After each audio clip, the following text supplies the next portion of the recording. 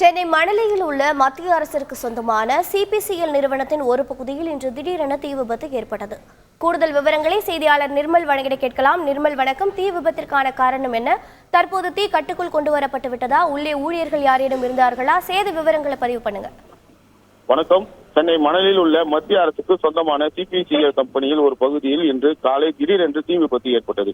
இந்த தீயை தொழிற்சாலையில் உள்ள தீயணைப்புத் துறையினர் தண்ணீரை அடித்து 20 நிமிடத்திற்குள் இந்த தீயை அணைத்தனர். இந்த தீ விபத்தால் அப்பகுதியில் முழுவதும் பெரும் கரும்புகையாக சூழ்ந்தது.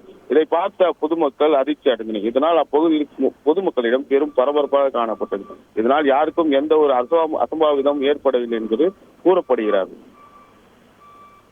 சுருக்கமான தகவல்களுக்கு நன்றி நிர்மல்.